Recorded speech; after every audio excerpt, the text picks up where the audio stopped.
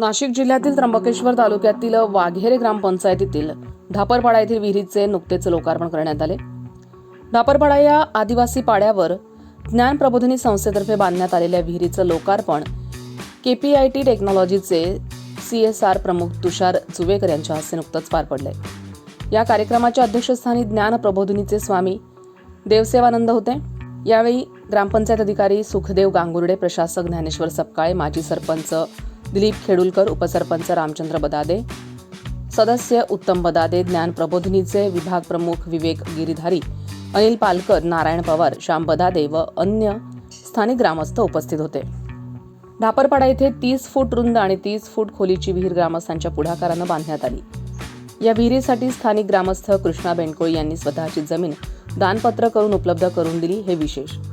या विहिरीच्या खोदकामासाठी KPIT टेक्नॉलॉजीतर्फे 5 लाख रुपयांचे अर्थसहाय्य लाभले। या विहिरीभोवती संरक्षक कठडा बांधण्याचं काम ग्रामपंचायतीनं पेसाच्या निधीतून पूर्ण केलं। या छोट्या आदिवासी पाड्याची लोकसंख्या 350 असून ग्रामपंचायतीची लोकसंख्या सुमारे 3000 आहे। या विहिरीमुळे सुमारे 6 लाख लिटर इतका पाणीसाठा उपलब्ध होणार असून त्याचा या सर्वांना आणि जनावरांना मोठ्या प्रमाणात फायदा होईल। स्थानिक ग्रामस्थ, देणगीदार कंपनी व शासकीय यंत्रणा यांचा समन्वय साधत या विहिरीचं प्रत्यक्ष खोदकाम व बांधकाम घडवून आणण्यात ज्ञान प्रबोधिनीचे ज्येष्ठ कार्यकर्ते अजित काका देशपांडे यांचा मोठा वाटा आहे। पुण्यातील ज्ञान प्रबोधिनी संस्थेच्या ग्रामविकसन विभागातर्फे आतापर्यंत त्र्यंबकेश्वर तालुक्यात 13, इगतपुरी तालुक्यात 14 तर पेठ तालुक्यात 21 पाणी साठवण टाक्या म्हणजेच जलकुंभ गेल्या 3 वर्षात स्थानिक ग्रामस्थांच्या पुढाकारानं आणि सहभागानं बांधण्यात आले। यासाठी पर्यावरणपूरक फेरोसिमेंट तंत्रज्ञानाचा वापर करण्यात आलाय।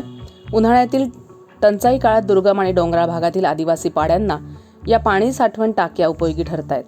ढापरपाडा येथेही ज्ञान प्रबोधिनीतर्फे 15,000 लिटर क्षमतेची पाणी साठवण टाकी ग्रामस्थांच्या मागणीवरून बांधण्यात आली आहे। 2 वर्षापूर्वी टँकरनं पाणी पुरवठा करावं लागणारे हे गाव आता कायमस्वरूपी टँकरमुक्त होण्याच्या मार्गावर आहे।